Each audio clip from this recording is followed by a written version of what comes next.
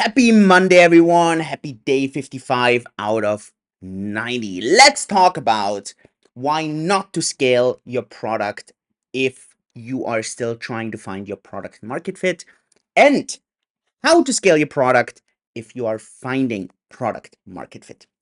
Let's get going. Let's dive into product. We're starting this new week. Obviously, we're gonna have marketing tomorrow, and we have all these kinds of topics. We discussed last week all kinds of things, how to adjust the product, how to improve the product.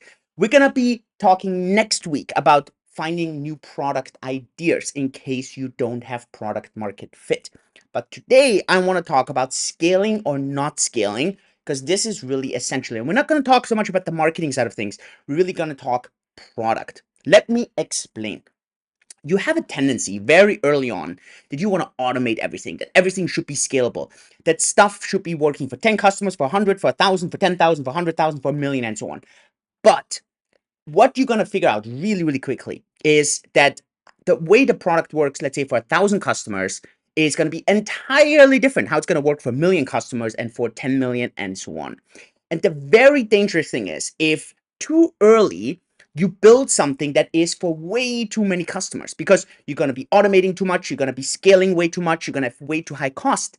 And now comes the key part, you don't understand parts of the product well enough. So if you're sitting there and you've done all these other steps on the product, then you may have found product market fit. And you see this with the net promoter score, right? You see this from the marketing angle where people are referring. We are discussing all this with different marketing strategies where we really go. And actually tomorrow, it's going to be a topic for tomorrow. We talk about like some of the very short-term marketing strategies and referral marketing, the net promoter score.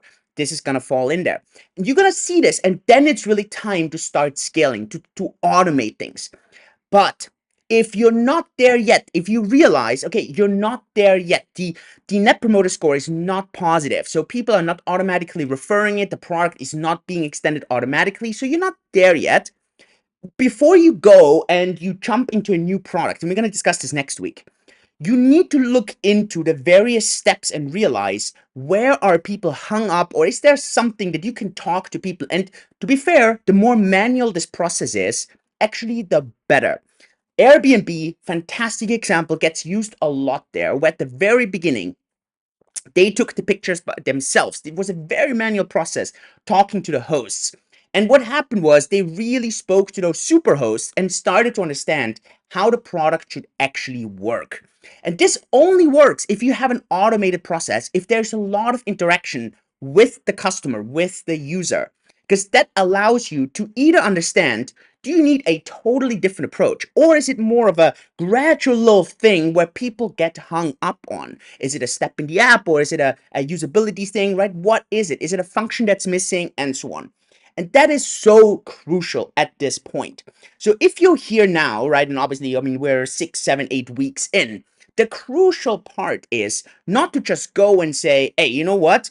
I'm just gonna automate no matter what. No, only do this if you realize you have product market fit, the stuff is flying, the stuff is rolling, then you need to start scaling. And you need to think about, okay, how are you gonna get to that tenfold of users, right? Because many times when you have this kind of new leap of users, that's where really systems need to change. So this is maybe also where you need to think about scaling with your team. This is a part where you may have to hire someone who's quite experienced in this.